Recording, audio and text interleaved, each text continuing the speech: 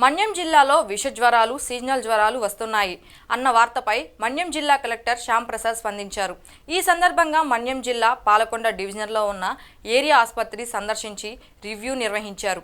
ఈ సందర్భంగా మన్యం జిల్లా కలెక్టర్ మాట్లాడుతూ ఎడతెరిపి లేకుండా కురుస్తున్న వర్షాల కారణంగా మన్యం జిల్లాలో ఉన్న ఏజెన్సీ ప్రాంతాల్లో వైరల్ ఫీవర్స్ ఎక్కువగా వస్తున్నాయన్న వార్త కొంతమేరకు వాస్తవమని అన్నారు. మన్యం జిల్లా మొత్తం 343 మంది ఉన్నారని, పిహెచ్సి వారీగా చూసినట్లయితే 182 మంది వైరల్ ఫీవర్తో బాధపడుతున్నట్లు, 176 మంది మలేరియా జ్వరంతో వైద్యం కోసం పిహెచ్సిలో చేరినట్లు మన్యం జిల్లా కలెక్టర్ తెలిపారు.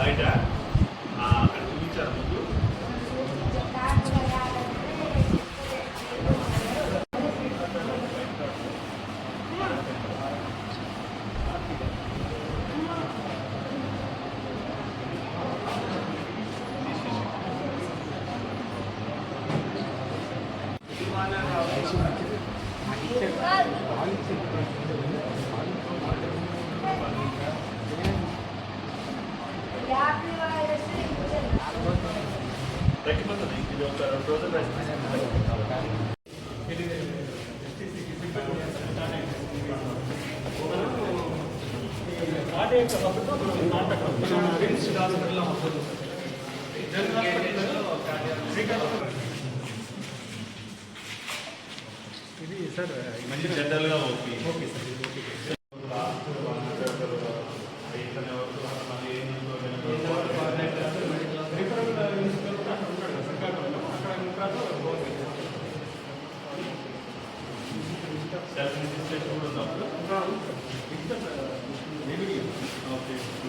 ఆయుష్మాన్ కార్డు కూడా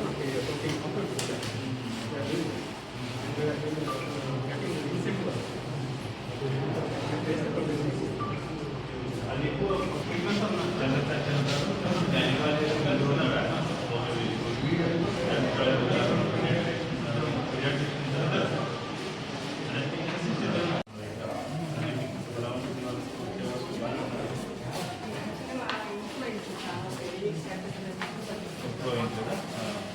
కొంచెం అడ్వాన్స్గానే వచ్చి ముందు అడ్మిట్ అవుతున్నారు కదా, అంటే 11th అవర్లో రావడం అనేది మీకు అనస్థిషియా ప్రాబ్లం కూడా ఉంటుంది.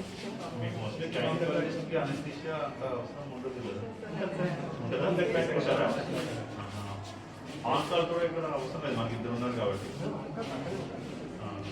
నెక్స్ట్ మ్యాపింగ్ అయింది సార్ అన్ని బర్త్ రేట్ కూడా బాగానే ఉంటుందా పిల్లలు? ఇంప్రూవ్ అయింది. ఈ వార్డు మొత్తం పాడైంది ఈ వార్డు పనిచేయండి.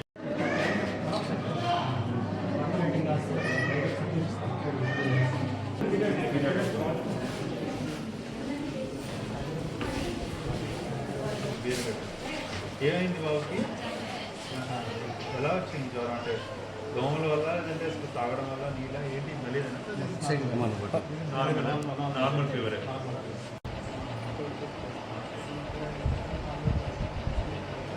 ఏంటి అంటే ఎవరో వాళ్ళ అమ్మ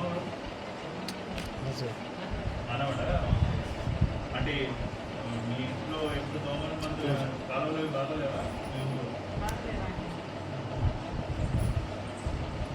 డ్రైనేజ్ ఉందా లేదా? డ్రైనేజ్ లేదు. అంటే ఇక్కడ కొండ మీద కూడా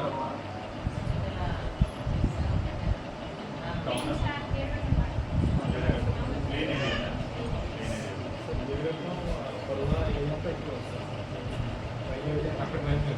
మన్యం జిల్లాలో ఈ విష జ్వరాలు, వైరల్ జ్వరాలు ఎక్కువగా వస్తున్నాయనే వార్తలు వస్తున్నాయి. సో అన్ని హాస్పిటల్స్లో ఉన్నటువంటి వైద్య సిబ్బందికి అందరికీ కూడా ఆల్రెడీ రివ్యూ చేసి చెప్పడం జరిగింది.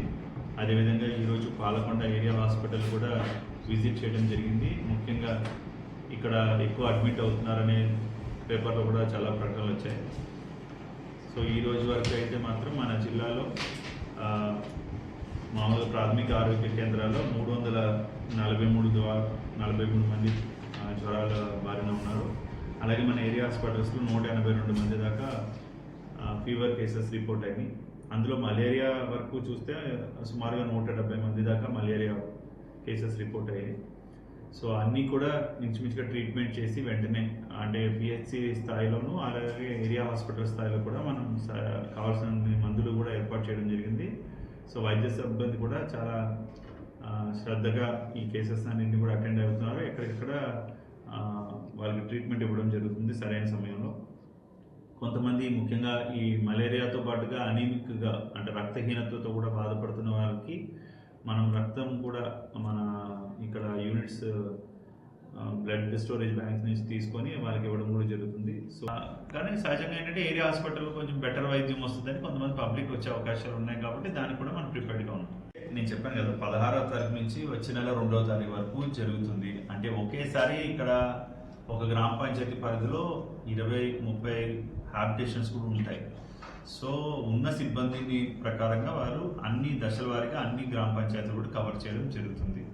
బట్